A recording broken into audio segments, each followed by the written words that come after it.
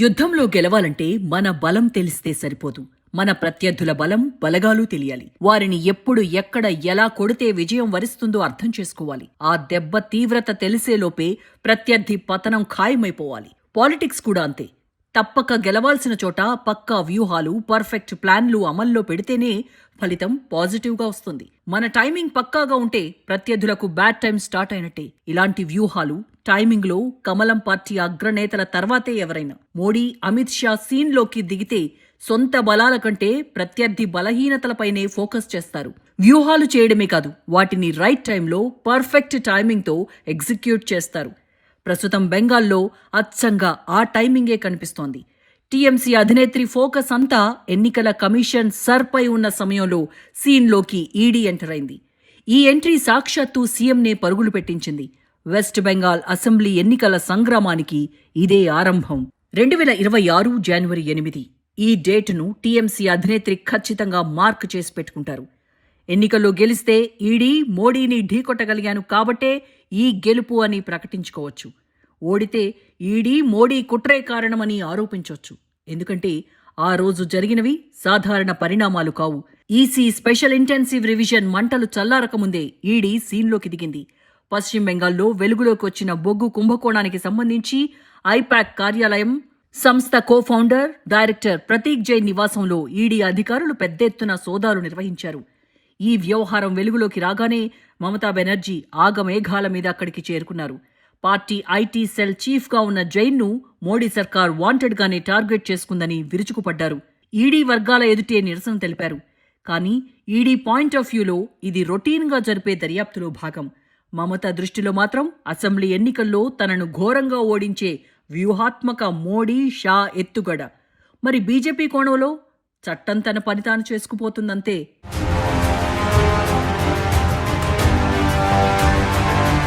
బెంగాల్లోని eastern coalfield మైన్స్లో 100 కోట్ల రూపాయల విలువైన బొగ్గు చోరీకి గురైనట్టు 2020లో సీబీఐ ఎఫ్ఐఆర్ నమోదు చేసింది.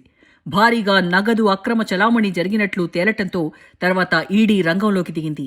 కొన్ని హవాలా లావాదేవీలు, నగదు వ్యవహారాలు ప్రతీక్ జైన్ ద్వారా జరిగినట్టు తమ దగ్గర నిర్దిష్ట ఆధారాలు ఉన్నాయని ఈడీ చెబుతోంది. బొగ్గు స్మగ్లింగ్ రాకెట్తో సంబంధం ఉన్న ఒక హవాలా ఆపరేటర్ ద్వారా ఐపాక్కు చెందిన Indian PAC consulting private limited సంస్థకు కోట్లలో లావాదేవీలు జరిగాయని చెప్పింది. ఇదే కేసులో టీఎంసీ ఎంపీ మమతా మేనల్లుడు అభిషేక్ బెనర్జీని గతంలోనే ఈడీ ప్రశ్నించింది. ఈ నేపథ్యంలోనే కోల్కతాలోని సాల్ట్ లేక్లోని ఐపాక్ కార్యాలయంతో పాటు ఢిల్లీలోని 4 చోట్ల ఏకకాలంలో ఈడీ సోదాలు నిర్వహించింది. సింపుల్ గా చెప్పాలంటే ఈడీ ఎంట్రీ వెనక అసలు కథ ఇదే. మరి ఈ సోదాలపై మమత ఎందుకింతగా గగ్గోలు పెడుతున్నారు? బెంగాల్ ముఖ్యమంత్రిని అని మరిచిపోయి ఐపాక్ కార్యాలయానికి ఎందుకు పరుగులు తీశారు? ఒక ప్రైవేట్ ఆఫీసులో ఈడీ సోదాలు జరిపితే తనను లక్ష్యంగా చేసుకునే జరుగుతున్నాయని ఎందుకు ఆరోపణలు చేశారు? అసలు కథ ఇక్కడే ఉంది. పశ్చిమ బెంగాల్ రాజకీయాల్లో దీదీ అప్రతిహత విజయాల వెనుక ఐపాక్ పాత్ర అత్యంత కీలకం. ముఖ్యంగా ఆ సంస్థ వ్యవస్థాపకుడు ప్రశాంత్ కిషోర్ ప్రత్యక్ష రాజకీయాల్లోకి వెళ్లిపోయినా మమతా బెనర్జీ ఇప్పటికీ ఐపాక్ సేవలనే నమ్ముకున్నారు. దీని వెనుక బలమైన కారణాలున్నాయి. ఐపాక్ నుండి పీకే తప్పుకున్నప్పటికీ ఆ సంస్థలో ఆయన నిర్మించిన డేటా ఆధారిత విశ్లేషణ వ్యవస్థ అలాగే ఉంది. ఐపాక్ కేవలం ఒక వ్యక్తి మీద ఆధారపడిన సంస్థ కాదు. ఇందులో ఐఐటి, ఐఐఎం గ్రాడ్యుయేట్లు, డేటా సైంటిస్టులు, క్షేత్రస్థాయి పరిశోధకులు పనిచేస్తున్నారు. మమతకు కావాల్సింది ప్రశాంత్ కిషోర్ సలహాలు మాత్రమే కాదు, రాష్ట్ర వ్యాప్తంగా ప్రతి గ్రామంలో ప్రజల నాడిని పట్టే ఐపాక్ యంత్రాంగం. అందుకే పీకే లేకపోయినా ప్రతీక్ జైన్ వంటి వారి నేతృత్వంలో నడుస్తున్న ఈ వ్యవస్థను మమత కొనసాగిస్తున్నారు. నాయకులు తరచుగా తమ చుట్టూ ఉన్న అనుచరులు చెప్పే మాటలనే నమ్ముతుంటారు. ఇది కొన్నిసార్లు వాస్తవానికి దూరంగా ఉంటుంది. కానీ ఐపాక్ టీఎంసీకి ఒక స్వతంత్ర నిఘా వ్యవస్థలా పనిచేస్తుంది.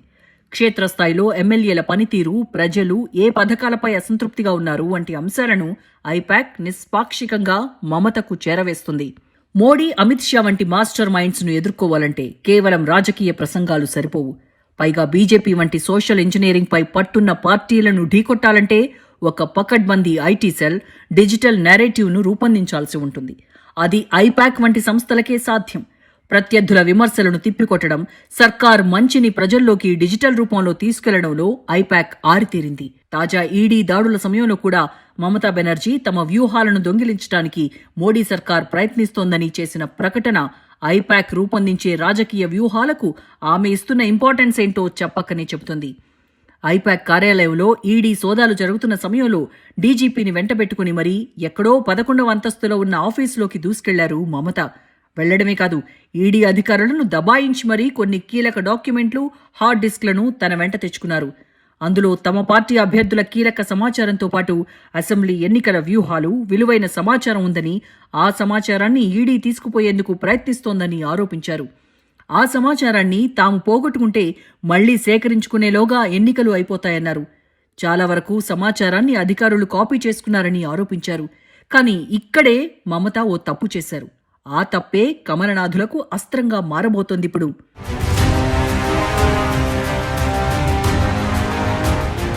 ఐపాక్ కార్యాలయంపై ఈడీ దాడులను మమత బీజేపీ కుట్రగా ఆరోపించారు. రాజ్యాంగ ఉల్లంఘనగా విమర్శించారు. కానీ ఈడీ అధికారులు సోదాలు చేసింది టీఎంసీ కార్యాలయంలో కాదు. ఆ సోదాల లక్ష్యం మమత రాజకీయ వ్యూహాలను తస్కరించడమూ, వాటిని మోడీ, అమిత్ షా చేతిలో పెట్టడమూ కాదు. పశ్చిమ బెంగాల్ను కుదిపేసిన భారీ అవినీతి కేసు దర్యాప్తులో భాగంగానే సోదాలు జరిగాయి. అలాంటి సోదాలను స్వయంగా ఒక ముఖ్యమంత్రి రంగంలోకి దిగి అడ్డుకునే ప్రయత్నం చేయడం ముమ్మాటికి సెల్ఫ్ గోలే అవుతుంది. తమ పార్టీ ఎన్నికల వ్యూహాలు, అభ్యర్థుల వివరాల కోసమే ఈడీ దాడులన్న మమత ఆరోపణల కంటే అవినీతి కేసులు, ఆధారాలను అధికారులకు దొరకకుండా చేయడానికే దీదీ ప్రయత్నించారన్న విమర్శలే జనంలోకి బలంగా వెళ్లే అవకాశాలు ఉంటాయి.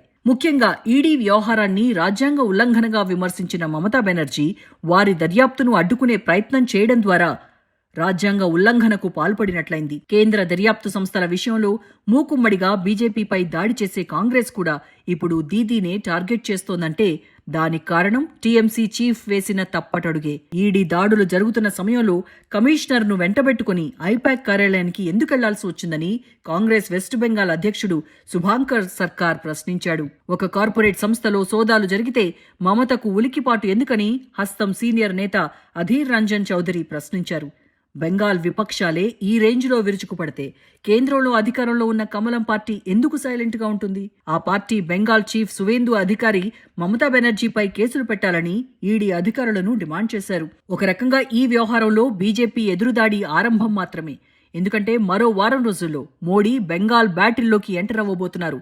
అసలు రణం మొదలయ్యేది అప్పుడే. ఈ తుఫాన్ను తట్టుకొని నిలబడ్డానికి మమత ఎంతవరకు సిద్ధంగా ఉన్నారన్నదే ఇప్పుడు అసలు ప్రశ్న. పాలిటిక్స్ లో వ్యూహాలే కాదు, వాటిని అమలు చేసే టైమింగ్ కూడా కీలకం. కరెక్ట్ టైమింగ్తో కొట్టే దెబ్బ ప్రత్యర్థులను కోలుకోనీయకుండా చేస్తుంది. ఈ లెక్క మోడీ, అమిత్ షాకు బాగా తెలుసు. పశ్చిమ బెంగాల్లో కమలనాథులు ఈసీ, ఈడీ ద్వారా ఆ టైమింగ్నే ఫాలో అవుతున్నట్టు కనిపిస్తోంది. ఎందుకంటే ఐపాక్ కార్యాలయంలో ఈడీ దర్యాప్తునకు సంబంధించిన కేసు పాతదే, అధికారుల ఆరోపణలు పాతవే, సోదాలు కూడా పాతవే. కానీ ఈడీ సోదాలు చేసిన టైమింగ్ మాత్రం ఖచ్చితంగా అనుమానించదగ్గదే. అధికారుల లక్ష్యం బొగ్గు కుంభకోణంలో అసలు లెక్క తేల్చడమే అయినా అసెంబ్లీ ఎన్నికల ముంగిట ఎంట్రీ ఇవ్వడం పక్కా పొలిటికల్ వ్యూహంగానే కనిపిస్తోంది. అలా అని దీదీ ఆరోపిస్తున్నట్టు టీఎంసీ రహస్యాలను దొంగిలించడం ఈడీ లక్ష్యం కాకపోవచ్చు. కానీ బొగ్గు కుంభకోణంలో అసలు నిజాలు బయటపెట్టినా మమత ప్రభుత్వానికి భారీ డ్యామేజ్ ఖాయం. మోడీ, షా అసలు లెక్కలు ఇవే కావచ్చు. కానీ ఈ వ్యవహారంలో మమతా బెనర్జీ తాను ముఖ్యమంత్రిని అన్న సంగతి మరచిపోయి ఈడీ దర్యాప్తును అడ్డుకునే ప్రయత్నం చేసి సెల్ఫ్ గోల్ వేసుకున్నారు. అలా కాకుండా ఎన్నికలకు ముందు మోడీ సర్కార్ వాంటెడ్గానే ఈసీ, ఈడీలతో రాజకీయం చేస్తోందని బీజేపీపై ఎదురుదాడికి దిగితే పరిస్థితులు తనకు ఫేవర్గా మారే అవకాశం లేకపోలేదు. కానీ దీదీ అలా చేయలేదు. బహుశా తమ రహస్యాలు, ఎన్నికల వ్యూహాలు ఎక్కడ బీజేపీ చేతికి చిక్కుతాయో అన్న ఆందోళన ఆమెను తొందరపడేలా చేసిందేమో. ఎందుకంటే హ్యాట్రిక్ విజయాల తర్వాత 4వ గెలుపుపై మమతలోనూ ఎక్కడో అనుమానాలున్నాయి. ఎందుకంటే బెంగాల్లో పొలిటికల్ ఈక్వేషన్లు ఎప్పుడో మారిపోయాయి.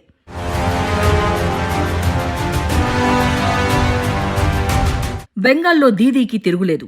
మైనారిటీల ఓటు బ్యాంకు భద్రంగా ఉన్నంత వరకు ఆమెను ఆపేవారే లేరు. గత 3 పర్యాయాల్లో ఇదే జరిగింది. కానీ ఎల్లకాలం ఇదే జరుగుతుందనుకుంటే అంతకు మించిన మూర్ఖత్వం ఉండదు. మారుతున్న కాలాన్ని బట్టి పొలిటికల్ ఈక్వేషన్లు కూడా మారిపోతాయి. ఆ మార్పు 2021లోనే మొదలైంది. నాటి ఎన్నికల్లో 77 స్థానాల్లో బీజేపీ గెలుపు గాలివాటంతో వచ్చింది కాదు, జనం కోరుకుంటున్న మార్పునకు సంకేతం. బీజేపీ టీఎంసీ మధ్య ఓట్ల వ్యత్యాసం 10% లోపే ఉంది. గత అసెంబ్లీ ఎన్నికల్లో టీఎంసీకి 48.02% ఓట్లు పోలైతే బీజేపీకి 38.15% ఓట్లు పడ్డాయి. ఈ రెండు పార్టీల మధ్య 9.87% ఓట్ల డిఫరెన్స్ ఉంది. 10% ఓట్లు టీఎంసీకి దూరమైనా బీజేపీకి దగ్గరైనా అధికార మార్పు ఖాయం. స్పెషల్ ఇంటెన్సివ్ రివిజన్ ద్వారా 58 లక్షల ఓట్లు తొలగించినట్టు ఈసీ ప్రకటించింది. అంటే 7.59% ఓట్లను తొలగించారు. వీరంతా టీఎంసీ ఓటర్లు అనడానికి లేదు. వాటిలో మరణించిన వారు, వలస వెళ్లిన వాళ్లు, నకిలీ ఓట్లు కూడా ఉన్నాయి. అయితే సుమారు 1.36 కోట్ల మంది ఓటర్ల వివరాల్లో తప్పులున్నట్లు ఈసీ గుర్తించింది. వీరిలో ఎక్కువ మందికి నోటీసులు పంపారు.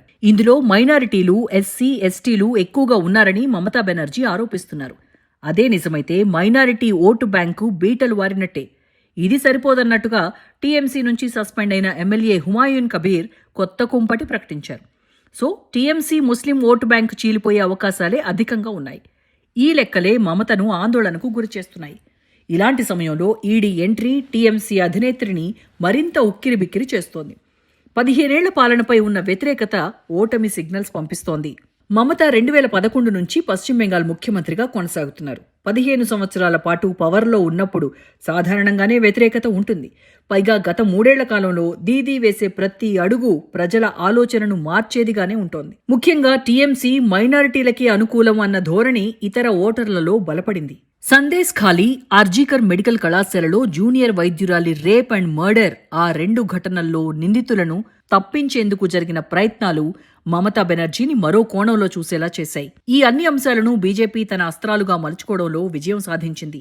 ముస్లిం ఓటు బ్యాంకును కాపాడుకోవడానికి దీదీ ఇతరుల మాన ప్రాణాలను పడంగా పెడుతుందని విమర్శిస్తూ జనంలోకి చొచ్చుకెళ్లింది. సందేశ్ ఖాళీ ఉదంతంలో బాధితురాలికి ఎంపీ టికెట్ కేటాయించి ముస్లిమేతరుల మద్దతు సాధించగలిగింది. అర్జీకర్ ఆస్పత్రి ఘటనను ఎత్తిచూపుతూ ఒక మహిళా ముఖ్యమంత్రిగా హోంశాఖ బాధ్యతలు కూడా తన దగ్గరే పెట్టుకుని కూడా మహిళలకు భద్రత కల్పించడంలో విఫలమైందని ఎదురుదాడి చేసింది. ఈ విమర్శలను తిప్పికొట్టడంలో తృణమూల్ కాంగ్రెస్ పార్టీ నిజంగానే విఫలమైంది. ఇన్ని వైఫల్యాల మధ్య ఈసీ, ఈడీని టార్గెట్ చేస్తూ సమయాన్ని మరింత వృధా చేసుకుంటోంది. బెంగాల్ రాజకీయంలో ఈడీ వర్సెస్ దీదీ అసలు మ్యాటరే కాదు. అసలు సిసలు సంగ్రామం కమలం పెద్దల ఎంట్రీ తర్వాతే ఉండబోతోంది. జనవరి 17, 18వ తేదీలో ప్రధాని బెంగాల్ రణంలోకి దిగుతారు. ఉత్తర బెంగాల్ పై పట్టు సాధించే ప్రయత్నంలో భాగంగా జనవరి 17 మాల్డాలో బహిరంగ సభలో పాల్గొంటారు. జనవరి 18న అత్యంత కీలకమైన సింగూరులో పర్యటిస్తారు. పశ్చిమ బెంగాల్లో 34 ఏళ్ల కమ్యూనిస్టు పాలనను అంతం చేసి 2011లో మమతా బెనర్జీ మొదటిసారి సీఎం కావడానికి సింగూర్ భూ పోరాటం ప్రధాన కారణం. అందుకే ఆమె రాజకీయ ప్రస్థానంలో సింగూర్ ఒక గేమ్ చేంజర్. అక్కడి నుండి మమతపై యుద్ధం ప్రకటించడం ద్వారా కమలనాథులు తమ లక్ష్యమేంటో చెప్పకనే చెప్పాలనుకుంటున్నారు. మమత ఎలా అయితే 34 సంవత్సరాల కమ్యూనిస్టు పాలనను అంతం చేసి అధికారంలోకి వచ్చారో తాము కూడా అలాగే 15 ఏళ్ల టీఎంసీ పాలనను అంతం చేసి పవర్లోకి రాబోతున్నామనే క్రిస్టల్ క్లియర్ మెసేజ్ ఇచ్చే ప్రయత్నం చేస్తున్నారు. పైగా గతంతో పోల్చుకుంటే కమలనాథుల దగ్గర చాలా అస్త్రాలున్నాయి. బంగ్లాదేశ్ అక్రమ వలసలు, ఆ దేశంలో హిందువులపై జరుగుతున్న దాడులు, టీఎంసీపై అవినీతి ఆరోపణలు, ఇలా ఒక్కటేంటి మమతను గద్దె దించడానికి అవసరమైన అస్త్రశస్త్రాలన్నీ బీజేపీ దగ్గర ఉన్నాయి. సో బెంగాల్ దంగల్లో ప్రస్తుత పరిణామాలు జస్ట్ బిగినింగ్ మాత్రమే. అసలు సిసలు సినిమా ముందే ఉంది.